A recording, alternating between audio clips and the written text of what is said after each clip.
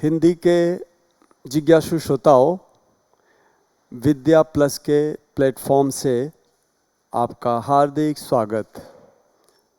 परीक्षाएं निकट हैं और आपको हिंदी में तत्पर होना है। आप हिंदी विषय को ऐसा बना लें जो एक आश्वस्ति देने वाला हो, आपको निश्चिंतता देने वाला हो। आप निश्चिंतता के साथ किसी विषय को कर सकते हैं तो वो विषय बन जाए हिंदी। यदि ऐसा आपका मानस है तो आप जुड़िए और देखिए हमारी जो प्रक्रिया है, हम जो आपको पाठ पढ़ाने जा रहे हैं, दावा तो नहीं कर सकते लेकिन 99% जो चीज़ें हैं हो सकती हैं यदि इसको ठीक से समझा जाए, जाना जाए। तो हिंदी अध्यापन में मेरी 3 श्रृंखला है, 3 स्तर हैं। एक मेरा व्याख्यान, बहुत ध्यान से सुनने योग्य है व्याख्यान, और 2 संख्या है हमारे अध्ययन सामग्री का। पहले व्याख्यान, फिर मेरे अध्ययन सामग्री पढ़ें, देखें, जानें। कोई क्लिष्ट भी लग सकता है लेकिन बार बार करने से वो सहज हो जाएगा। और तीसरा महत्वपूर्ण है मूल्यांकन, अर्थात आपका परीक्षण, आपकी जांच, आपकी परख।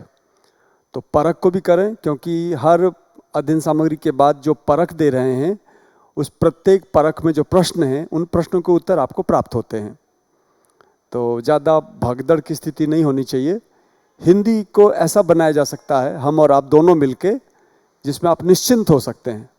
निश्चिंत होने के लिए आपको व्याख्यान सुनना है, अध्ययन सामग्री देखनी है, बार बार देखनी है, और फिर प्रश्नोत्तर करने हैं। प्रश्नोत्तर ठीक से हो गया, 1 बार करने हैं, 2 बार करने हैं, क्योंकि किसी भी विधा को हृदयंगम करने के लिए, आत्मसात करने के लिए 4 प्रकार से पढ़ाई करनी होती है। एक बात गुरुमुख से, फिर स्वाध्याय से, फिर स्मरण से। इस तरह से आपको बार बार करने की आवश्यकता है, फिर वो विषय आपका अपना हो जाता है। विद्या देखो किसी की नहीं है, किसी जात और धर्म की नहीं होती विद्या। हरि को भजे सो हरि को होई वाली बात है। जो माँ सरस्वती की आराधना करता है, माँ सरस्वती उन पर अपनी अहेतु की कृपा बरसाती हैं। तो आइए आज हम आरंभ करने जा रहे हैं संज्ञा प्रकरण। संज्ञा जो है, संज्ञा का नाम, संज्ञा समपूर्वक ज्ञा अवबोधने धातु से संज्ञा शब्द का निर्माण हुआ है। इसका अर्थ होता है सम्यक बोध, अच्छी तरह समझ। तो हम किसी चीज़ को बुलाने के लिए, किसी चीज़ को जानने के लिए, उसकी तरफ संकेत करने के लिए हम किसी संज्ञा का प्रयोग करते हैं। तो संज्ञा का शाब्दिक अर्थ क्या है? अब जैसे अंग्रेजी में नाउन है, तो नाउन का क्या अर्थ है? ना, ऊ, न, ये भगवान जाने इसका क्या अर्थ है। कोई अर्थ नहीं है, सब निरर्थक है। लेकिन हिंदी में ऐसा नहीं है। हिंदी में समपूर्वक ज्ञा अवबोधने धातु से संज्ञा का निर्माण होता है, और सम का जो म है वो ज्ञा अवबोधने से मिलता है, तो म को अनुस्वार करते हैं और अनुस्वार को परसवर्ण भी करते हैं, जो संस्कृत की विधियां हैं संधि की। इस प्रकार से संज्ञा शब्द का निर्माण होता है। संज्ञा बहुत ही सरल है। संज्ञा, मुझे नहीं लगता 10 मिनट से ज़्यादा इसमें कोई तथ्य है। संज्ञा में आप सबसे पहले ये देखते हैं कि संज्ञा है क्या। तो ये परिभाषा बहुत विख्यात है कि वस्तु, स्थान, व्यक्ति या भाव के नाम को संज्ञा कहते हैं। कई पुस्तकों में, कई जगहों पे भाव अवस्थिति का नाम नहीं है, तो आपको ध्यान रखना चाहिए। संज्ञा जो ये शीर्षक है, संज्ञा जो प्रकरण है, संज्ञा जो विषय है, इसकी परिभाषा है वस्तु, स्थान, व्यक्ति और अवस्थिति। 4 चीज़ें, वस्तु, स्थान, व्यक्ति और अवस्थिति को संज्ञा कहते हैं। ठीक है ना? तो संज्ञा की परिभाषा पे हम रुकते हैं, इसको देखते हैं। हमारा टॉपिक है आज का संज्ञा। देखिए, संज्ञा को हम दो तरह से लिखते हैं। ये जो है मानक है, सही है, और एक संस्कृत वाली संज्ञा और है, वो संधि युक्त है, वो संज्ञा ऐसी भी होती है। तो ये ज़्यादा मानक है, ये कम मानक है, इसको हम ऐसे याद करेंगे।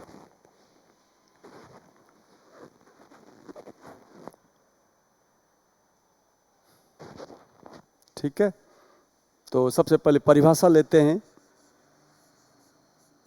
परिभाषा में आप लेंगे वस्तु, स्थान,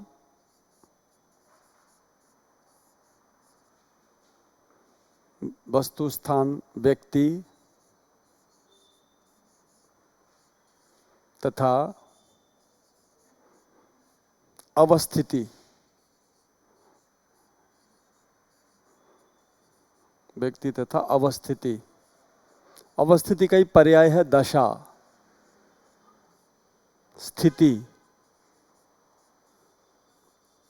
भाव। ठीक है ना, ये सारा अवस्थिति का पर्याय है, को संज्ञा कहते हैं।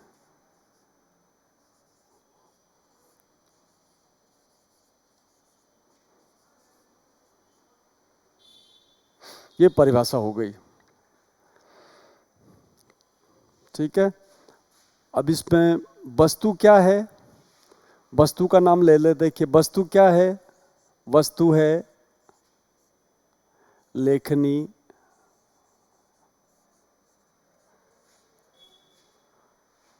श्यामपट्ट,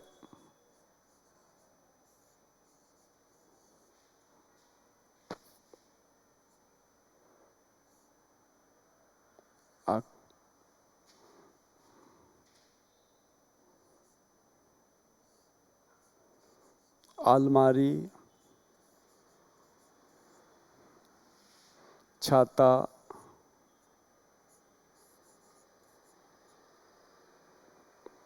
मोबाइल,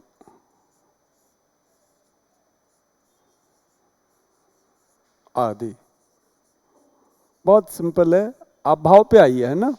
ये वस्तु को संज्ञा कहते हैं। हम जब अलमारी कहते हैं तो वे खास प्रकार के बनावट के लकड़ी के पदार्थ को अलमारी कहते हैं, तो वस्तु हो गई।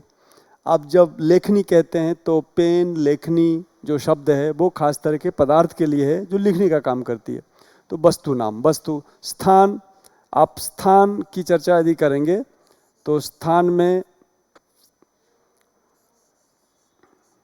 कोटा, बूंदी, बांसवाड़ा, है ना, जयपुर आदि। ये सब क्या हैं, ये स्थानवाचक हो गए। वस्तु, स्थान, व्यक्ति नाम। व्यक्ति के नाम में जितने भी व्यक्तियों के नाम हैं जो संसार में एक ही हैं, वो सारे के सारे व्यक्ति नाम जो हैं संज्ञा के संवर्ग में आते हैं। तो हम व्यक्ति नाम में से हम ले लेते हैं श्री,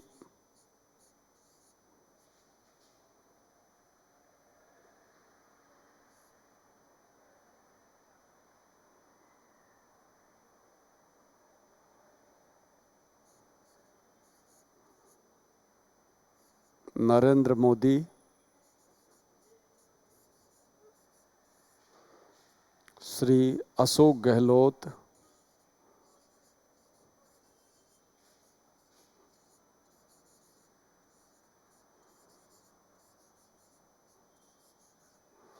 एक हमारे राष्ट्र प्रमुख हैं एक तरह से, और दूसरे राज्य के प्रमुख हैं, प्रशासनिक प्रमुख, है ना। तो इसके बाद हम स्थान, व्यक्ति, वस्तु, स्थान, व्यक्ति और भाव। भाव के बहुत सारे नाम लिए थे। भाव, भाव में क्या होता है, जैसे आप लिखेंगे दया, माया, क्रोध, प्रेम, पठन, भ्रमण, दयालुता,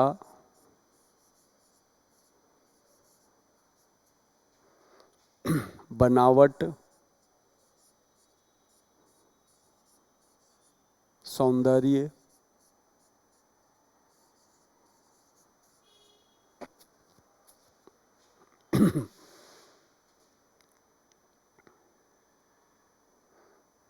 बचपन, बुढ़ापा,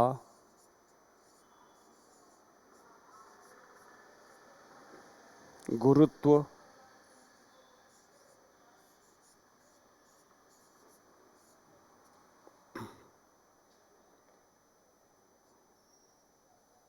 आदि जो शब्द हैं, गुरुत्व, धैर्य,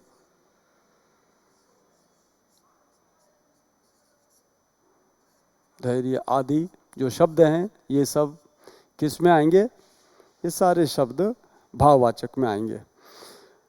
और आप संज्ञा प्रकरण पढ़ते समय जहाँ पे गच्चा खाएंगे वो भाव वाला ही है, ध्यान रखने की आवश्यकता है। इसे बहुत ध्यान से करना है। तो आपका जो, क्योंकि देखिए स्थान का नाम तो हमें पता है, लगभग ये क्या है, काफ़ी स्थूल संप्रत्यय है, काफ़ी स्थूल अवधारणा है। किसी भी स्थान का नाम हम संज्ञा संवर्ग में डालते हैं, और व्यक्ति नाम जितने भी होते हैं वो सारे नाम संज्ञा संवर्ग में आएंगे। ये भी कोई बहुत सूक्ष्म अवधारणा नहीं है, ये स्थूल अवधारणा, इसे हम आराम से याद कर सकते हैं। लेकिन जब हम इस पे आते हैं तो आपको लगता है, जैसे मैंने यहाँ पे लिया बुढ़ापा, है ना, तो बुढ़ापा जो लिया है तो कईयों को लगेगा भाई बुढ़ापा तो दिखाई देती है, बुढ़ापा तो दिखाई देती है, बुढ़ापा को कैसे हम भाववाचक संज्ञा में माने। हम इसकी परिभाषा एक बार कर दें। हम स्थान, व्यक्ति के बारे में कोई भ्रांति हमें नहीं है, वस्तु के बारे में हमें कोई भ्रांति नहीं है। हमें भ्रांति किस में हो सकती है? भाववाचक में। तो भाववाचक को ऐसे समझना है, ऐसा शब्द जो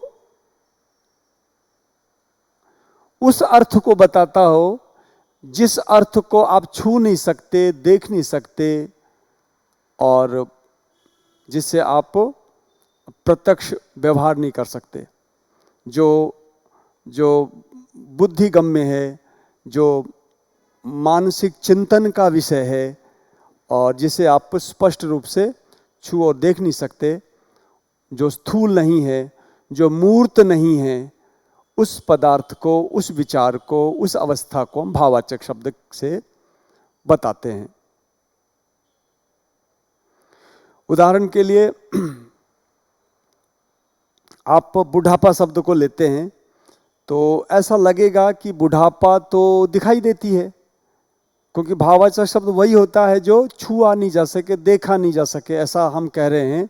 तो बुढ़ापा तो दिखाई देती है, वो वास्तव में बुढ़ापा दिखाई नहीं देती है, वो तो बहुत सारी चीज़ों का मिश्रण होता है, और एक स्थिति होती है जिस स्थिति को हम बुढ़ापा कहते हैं।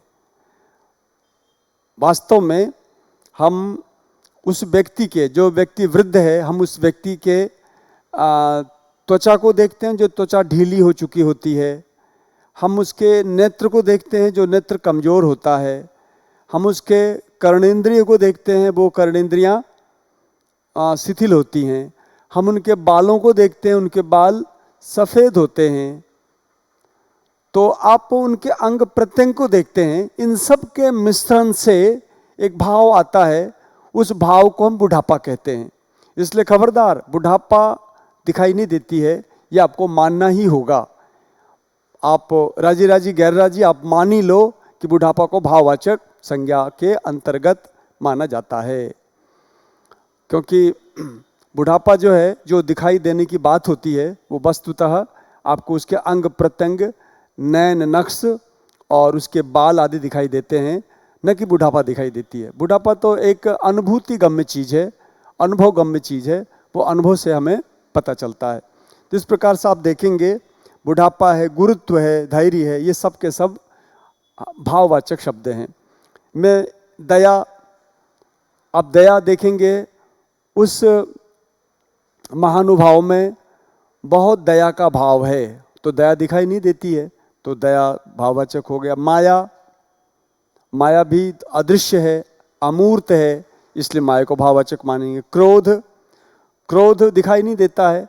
व्यक्ति के क्रोध की वजह से व्यक्ति की जो क्रिया प्रतिक्रिया होती है, हाथ पैर नेत्र आदि का संचालन, उग्रता जो आप उसके अंगों के माध्यम से देखते हैं, तो वो अंग दिखाई देता है। वास्तव में उसकी उग्रता, उसका जो क्रोध है वो उससे व्यक्त होता है। क्रोध अमूर्त है, क्रोध छिपा हुआ है, क्रोध अदृश्य है, इसलिए क्रोध को हम भाववाचक संज्ञा में रखते हैं। ऐसे ही प्रेम, प्रेम यदि किसी व्यक्ति विशेष का नाम है तब तो प्रेम संज्ञा जातिवाचक या व्यक्तिवाचक में जाएगा। प्रेम यदि किसी व्यक्ति विशेष का नाम है तो व्यक्तिवाचक संज्ञा में जाएगा। और यदि प्रेम वास्तव में उस प्रेम की ओर संकेत कर रहा है जो अपनापन, स्नेह आदि भाव की तरफ यदि संकेत है इसका, तो वो प्रेम दिखाई नहीं देता। पठन, एक बात और ध्यान रखना है, पठन को भी भाववाचक संज्ञा में हम अंतर्विष्ट करते हैं। ये कहा जा सकता है कि व्यक्ति पढ़ रहा है, हमें दिखाई देता है, तो ऐसा नहीं होता है। वास्तव में जब कोई व्यक्ति पढ़ रहा होता है तो पढ़ते समय व्यक्ति की आंखें, व्यक्ति के सामने सरस्वती पीठ पर रखी हुई पुस्तक, व्यक्ति का हिलना डुलना या व्यक्ति का स्थिर शरीर होके और शब्दों का उच्चारण किया जाना आदि आप सुनते हैं, देखते हैं। पढ़ना जो काम है, पढ़ना जो इन सारी समष्टि के बाद एक विशिष्ट अनुभूति होती है कि वो पढ़ाई कर रहा है। व्यक्ति दिखता है, व्यक्ति का ग्रंथ दिखता है, व्यक्ति की वो सरस्वती पीठ वो दिखाई देती है, पढ़ाई दिखाई नहीं देती है। पठन तो वास्तव में बुद्धि का विषय है, मन का विषय। हम पढ़ते हैं और आनंदित होते हैं। पठन जो है अंतःक्रिया है, इसलिए पठन दिखाई नहीं देता। और पठन जो दिखाई नहीं देता है, अतः हम पठन को भाववाचक संज्ञा के संवर्ग में रखते हैं। इसी तरह से भ्रमण कोई कर रहा होता है तो आप ऐसा नहीं कह सकते भ्रमण हमने देखा। भ्रमण नहीं देखा, आपने व्यक्ति को देखा, आपने गली को देखा, आपने उद्यान को देखा, आपने वृक्षों को देखा, आपने व्यक्ति को देखा और व्यक्ति की जो गतिविधि थी, हाथ पैर देखे, भ्रमण नहीं देखा। भ्रमण जो है एक अनुभूति है, भ्रमण क्रियागत एक अमूर्त विचार है और अनुभूति है, उसको आप देख नहीं सकते, इसलिए भ्रमण को हम भाववाचक संज्ञा में डालते हैं। दयालुता में तो कोई प्रश्न नहीं करेगा। बनावट भी अपने आप में भाववाचक ही है। इस पे इसी तरह से विचार करने की आवश्यकता है, जैसी विचारणा, जैसे मंतव्य और जैसे वाक्य मैंने अभी थोड़ी देर पहले अन्य के लिए प्रयुक्त किया।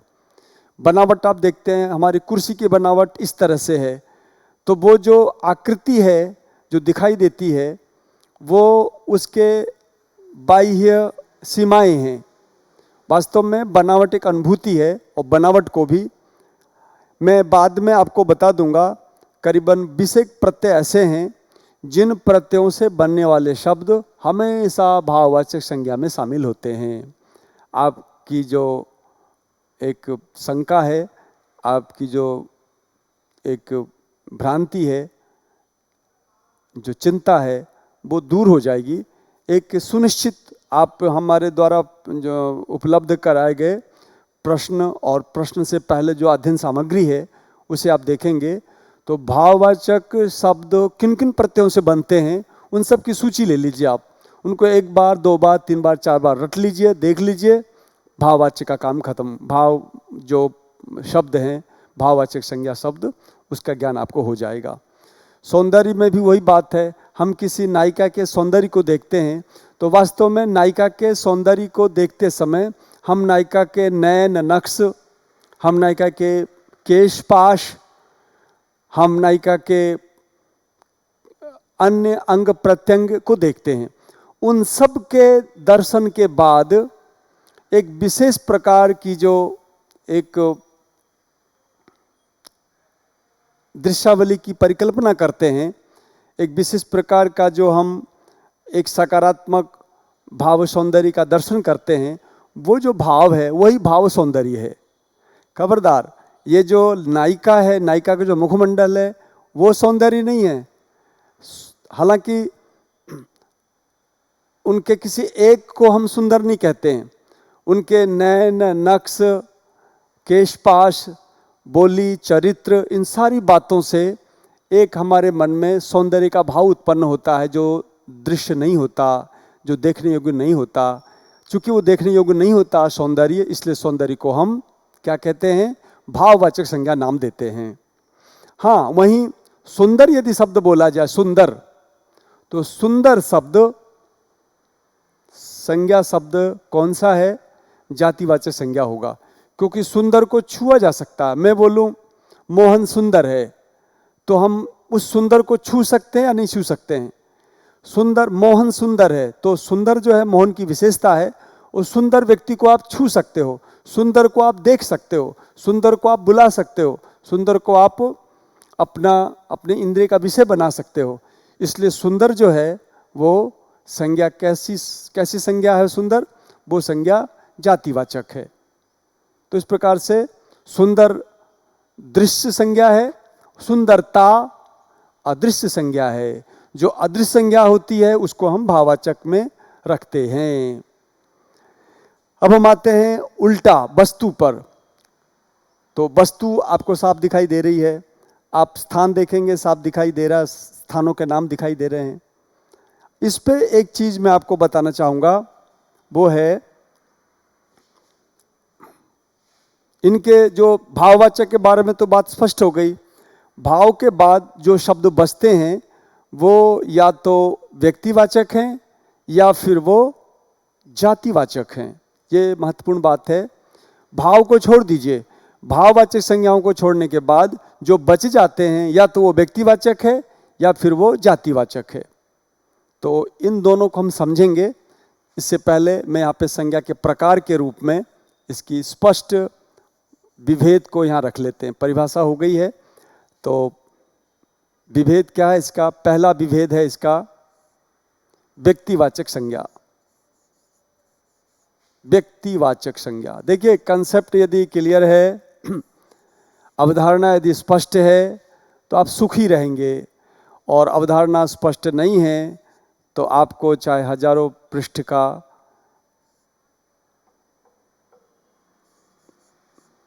यदि पाठ्य सामग्री दे भी दी जाए तब भी आप उससे फायदा नहीं उठा पाएंगे, उससे लाभ प्राप्त नहीं कर सकेंगे। इसलिए आपकी जो अवधारणा है वो स्पष्ट होनी चाहिए। तो अवधारणा को ही स्पष्ट करने के लिए हमारे लेक्चर है ना। तो इस लेक्चर को यदि आप ठीक से समझ लेते हैं तो आपकी अवधारणा स्पष्ट हो जाएगी। फिर एक नहीं 50 पृष्ठ के मैटर को आप मिनटों में समझ जाएंगे। भाववाचक संज्ञा, भाववाचक संज्ञा।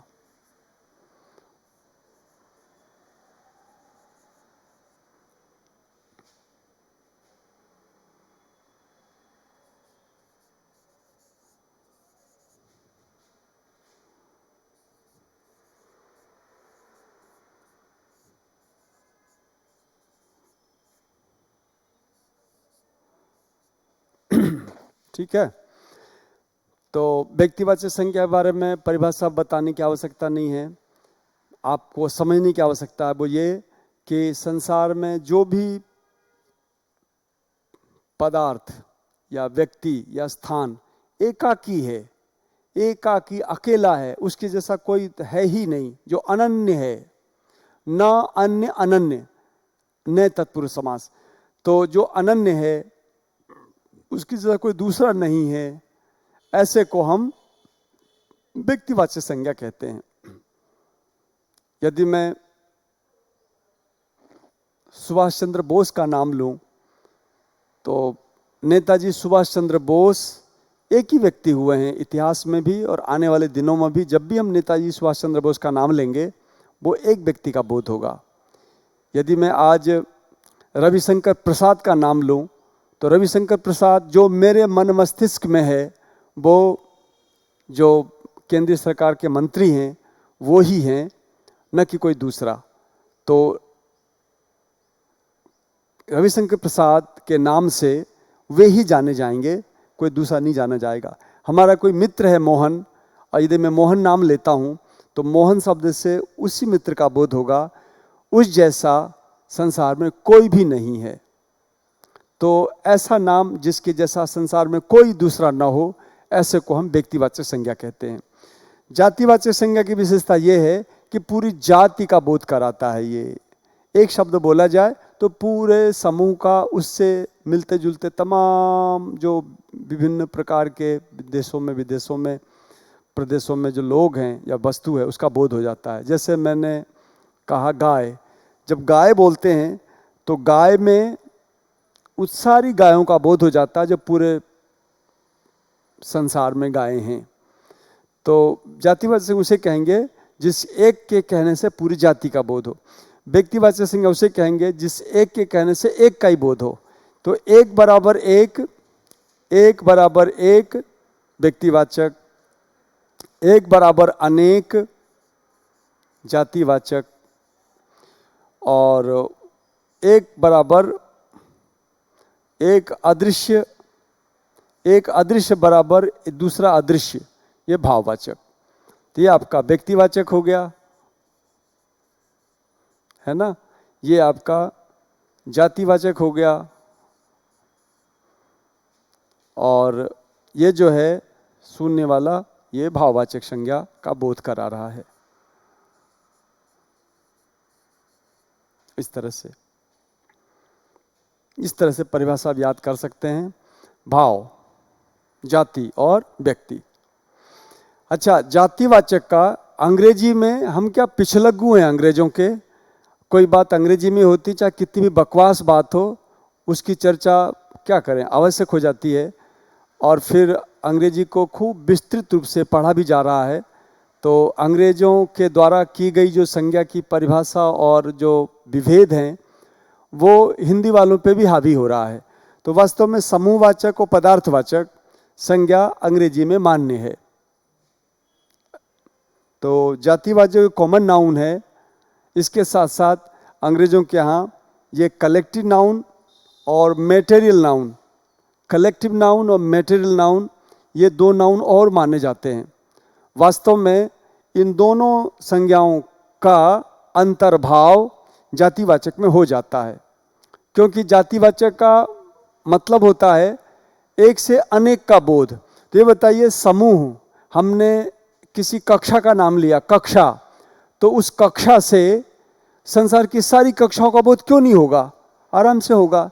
तो एक कक्षा से सारी कक्षाओं का बोध हो जाता है, इसलिए कक्षा शब्द जो है वो जातिवाचक संज्ञा में जाएगा।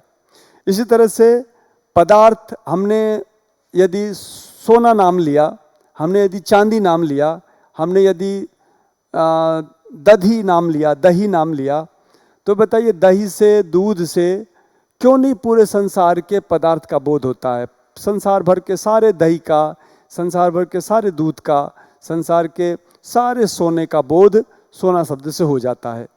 इसलिए जो स्वर्ण है वो स्वर्ण पदार्थवाचक जो है वो उसकी, उसमें चूंकि परिभाषा जातिवाचक की परिभाषा सटीक बैठती है, इसलिए स्वर्ण शब्द को हम जातिवाचक संज्ञा मानेंगे। तो हम ये कह सकते हैं कि वास्तव में समूहवाचक और पदार्थवाचक जो शब्द हैं, जो संज्ञा हैं, वो जातिवाचक के दो विभेद हैं, और इन दोनों को अलग से मानने की आवश्यकता नहीं है। इन्हें हम जातिवाचक में ही अंतर्विष्ट कर सकते हैं। और ध्यान रखिएगा, जो प्रामाणिक हिंदी व्याकरण के लोग हैं,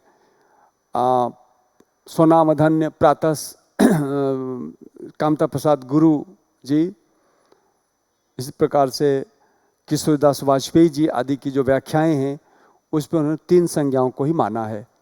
और चूंकि वही हमारे लिए प्रामाणिक मार्गदर्शक हैं, तो हमारी जो संज्ञाएं हैं वो तीन ही होंगी। इन दोनों को अंतर्विष्ट हम जातिवाचक में करेंगे। तो इस प्रकार से आप पाते हैं व्यक्तिवाचक, जातिवाचक, भाववाचक, ये तीन संज्ञाएं होती हैं, और इन तीन संज्ञाओं से संबद्ध बहुत से प्रश्न बनते हैं। मैं एक बार फिर से बता दूं कि जब आप प्रश्न पर जाएंगे तो तो भाववाचक शब्द में आपको परेशानी हो सकती है, उससे आपको सचेत रहना है। और एक चीज़ और बताना चाहूँगा मैं, जब हम जातिवाचक संज्ञा का कोई शब्द लेते हैं, जैसे मैंने शब्द लिया गाय, ठीक है ना। अब गाय कैसा शब्द है?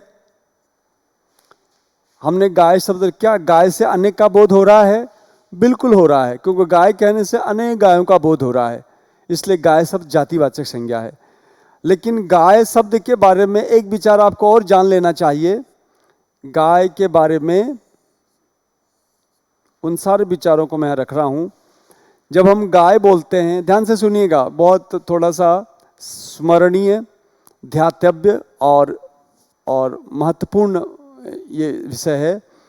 जब हम गाय बोलते हैं तो गाय बोलने में आपके कान में जो आवाज आ रही है ग आ य अ, ये जो ध्वनि आई है वो ध्वन्यात्मक गाय है। क्या है वो? ध्वन्यात्मक गाय।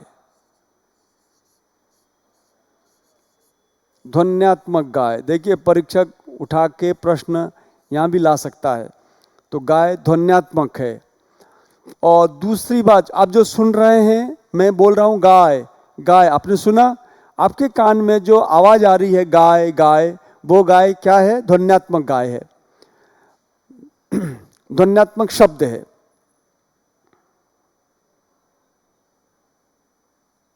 ठीक है। और हमने जो लिखा है यहाँ पे ग के बाद एक लकीर, फिर य, ये जो लिखा है हमने, ये जो है ये लिप्यात्मक गाय है। ये कैसा गाय है? लिप्यात्मक गाय है। ये लिप्यात्मक, ये लिपि से युक्त है। गाय लिपि है। ये हमने गाय को देवनागरी लिपि में, हम जो हिंदी लिखते हैं इस लिपि का नाम है देवनागरी लिपि। देवनागरी में ग आ य अ, ये जो है लिखा हुआ, ये जो लिखा हुआ रूप है, ये लिप्यात्मक है। तो ये ध्वन्यात्मक भी है गाय, लिप्यात्मक भी है गाय। और एक गाय वो है जब हम गाय बोलते हैं तो, जब हम गाय बोलते हैं तो गाय बोलने के बाद आपके मन में, आपके दिल में, आपके मस्तिष्क में एक गाय का नक्शा तैयार होता है। गाय आप देख के, बोल के देखिए, गाय जैसे गाय बोलते हैं आपके दिमाग में गाय की छवि बनती है। उसे कहते हैं स्फोटात्मक ध्वनि। स्फोटात्मक गाय, वो है स्फोटात्मक। 3 बात हो गई। और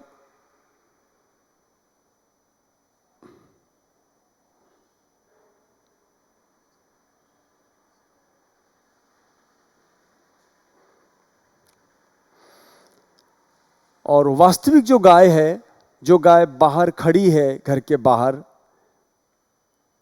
जिसके 4 पैर 2 कान, जो दूध देती है, जो गाय है, वास्तव में जो गाय है, उसे कहेंगे हम गाय शब्द का अर्थ, वो है अर्थात्मक गाय।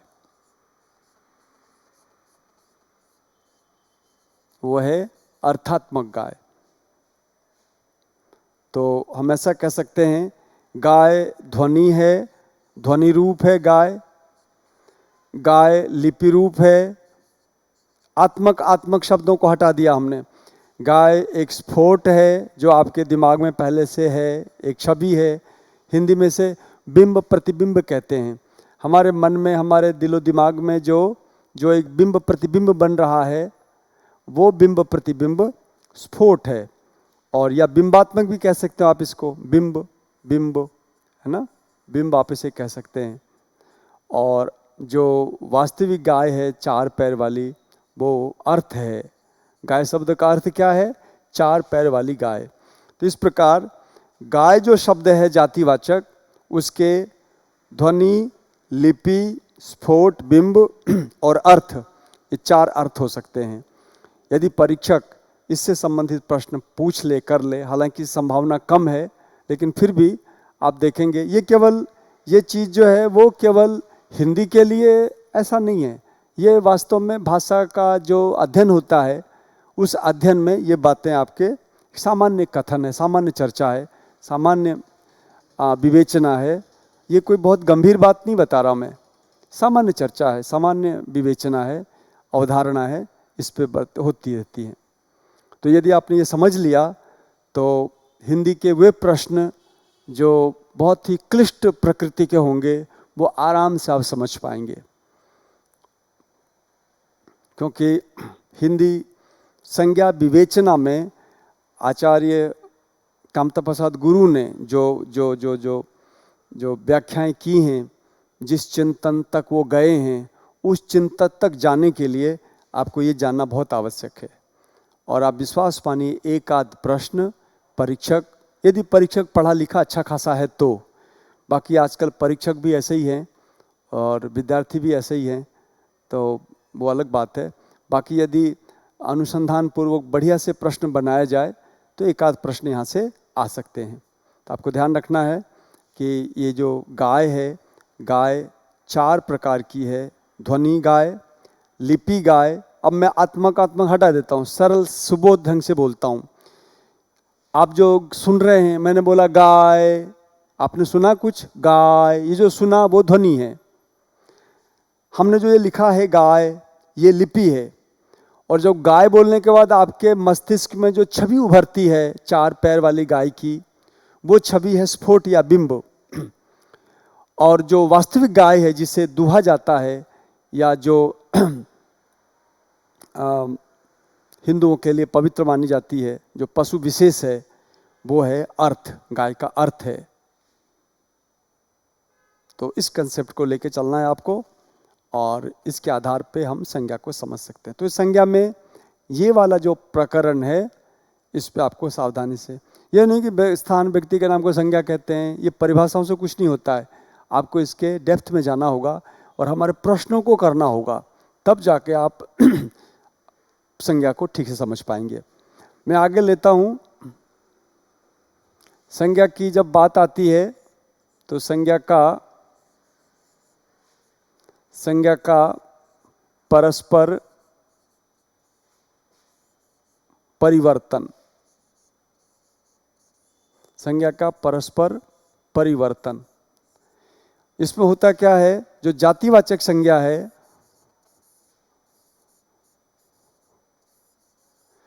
वो व्यक्तिवाचक में परिणत हो जाती है। मैं इस प्रकरण को विस्तार से बताऊंगा बाद में। अभी फिलहाल इतना सुनिए कि जातिवाचक संज्ञा व्यक्तिवाचक में बदल जाती है और व्यक्तिवाचक संज्ञा को जातिवाचक में बदला जा सकता है। व्यक्तिवाचक संज्ञा को जातिवाचक में बदल सकते हैं और बदला जाता है। बदल कह सकते हैं, बदला जाता है। जैसे जैसे आवश्यकता होती है, वक्ता या लेखक और आप भी और हम भी आए दिन जातिवाचक को व्यक्ति में, व्यक्ति को जाति में बदलते रहते हैं। हाँ, ये जरूर है, हमें पता नहीं रहता है कि हमने किसको किस में बदला, वो अलग बात है, पर वास्तव में बदला जा सकता है। हम बदलते रहते हैं और ये प्रश्न आएगा। एक तो प्रश्न का जो क्लिष्ट प्रश्न का जो आपका आधार है, जो क्लिष्ट प्रश्न का जो क्षेत्र है, वो ये क्षेत्र है, यहाँ से भी प्रश्न बनते हैं। इस तरह से आपका जो भाववाचक शब्द है, वो भाववाचक शब्द कई बार जातिवाचक में परिणत हो जाता है, भाववाचक जातिवाचक में बदल जाता है, जातिवाचक में बदलता है। और जो क्रिया है, क्रिया भी भाववाचक में परिवर्तित हो जाती है, भाववाचक संज्ञा में परिवर्तित होती है। इस तरह से आप पाएंगे कि जातिवाचक व्यक्तिवाचक में, व्यक्तिवाचक जातिवाचक में, भाववाचक जातिवाचक में, है ना, और क्रिया जो है भाववाचक में परिणत होते रहते हैं। अब बहुत ही सरल कंसेप्ट है ये, बहुत कठिन नहीं है, ये बहुत ही सिंपल है, बहुत ही सहज है, सुबोध है। अभी आप 2 मिनट में चीज़ों को समझ जाएंगे। जैसे मैं व्यक्तिवाचक में बदलने का उदाहरण लेता हूँ, नेताजी,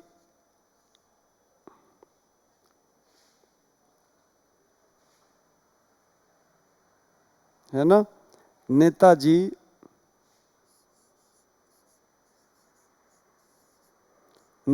ने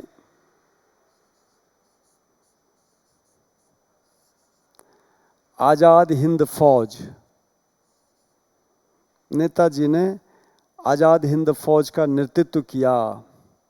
आज़ाद हिंद फौज का, आज़ाद हिंद फौज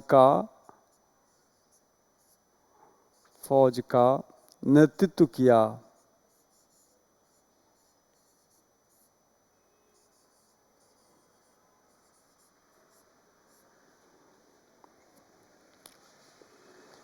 क्योंकि एक बात यदि समझ जाते हैं आप, तो आगे की तमाम चीज़ें आपकी स्पष्ट हो जाएंगी। देखिए, हम सब जानते हैं कि ऐसा शब्द जो एक हो के अनेक का बोध कराए, उसे हम कहते हैं जातिवाचक संज्ञा। जैसे हम बोलें बालक, तो बालक का मतलब है ये जातिवाचक संज्ञा। बालक का मतलब है तमाम बालक। मैं बोलूं गाय, गाय का मतलब है सारी गायें। मैं बोलता हूं मनुष्य, मनुष्य का मतलब है सारे मनुष्य।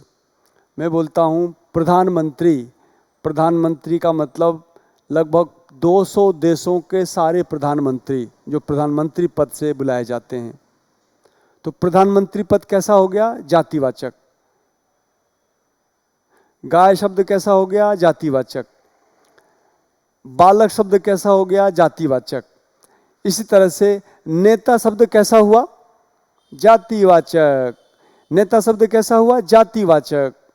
तो अपने आप में खाली नेता शब्द जो है वो जातिवाचक है, और इस नेता शब्द का प्रयोग जब हम नेता करते हैं तो ये जातिवाचक ही है। लेकिन हाँ, नेता शब्द को प्रयोग करके आगे मैं कुछ ऐसा शब्द बोलूं जो नेता शब्द सारे नेताओं का बोध ना करा के किसी एक का बोध कराए, तब हम कहेंगे जातिवाचक का व्यक्तिवाचक में परिणत होना। यहाँ पे जो नेता शब्द है, नेताजी शब्द है, क्योंकि नेता का मतलब है, हमारे गली मोहल्ले में बहुत सारे नेताजी हैं, तो हम उन्हें नेताजी करके बुलाते हैं। मेरे घर में भी मेरे भैया को लोग बाग नेताजी कहा करते थे, तो नेताजी। तो नेताजी जो शब्द है वो जातिवाचक है। आप बच्चे क्या गलती करते हैं? नेताजी नाम आते ही वो उसको व्यक्तिवाचक कह देते हैं। तो ऐसा नहीं होगा, व्यक्तिवाचक नहीं हो सकता ये, क्योंकि ये जातिवाचक है। क्योंकि आप विचार करके देखेंगे जो हमारी परिभाषा है नेताजी की, या हमारी परिभाषा है जातिवाचक की, उसके तहत सटीक बैठता है। तो नेताजी शब्द जो जातिवाचक है, बाद में आगे चल के हमने एक व्यक्ति विशेष पे इसको आरूढ़ किया है, इसलिए ये जातिवाचक से व्यक्तिवाचक का बदलाव का उदाहरण है। तो आपको ध्यान रखना है, ये जाति से व्यक्ति का। ऐसे ही तमाम, क्योंकि जो प्रश्न बनेंगे आपके वो यहाँ से उठेगा। एक तो पिछला जो टॉपिक लिया मैंने भाववाचक वाला, वहाँ से प्रश्न उठेगा यदि प्रश्न ठीक ठाक स्तर का बना तो, और एक प्रश्न यहाँ से उठेगा। तो आपको ये ठीक से आत्मसात करना है, और इस चीज़ को, यानी संज्ञा का परस्पर परिवर्तन वाले शीर्षक को, उपशीर्षक को मैं अगले वीडियो में और स्पष्ट करूँगा। तब तक के लिए धन्यवाद। वीडियो के सुनने के लिए आपके प्रति कृतज्ञता का ज्ञापन। हम अगले वीडियो में फिर मिलते हैं। नमस्कार।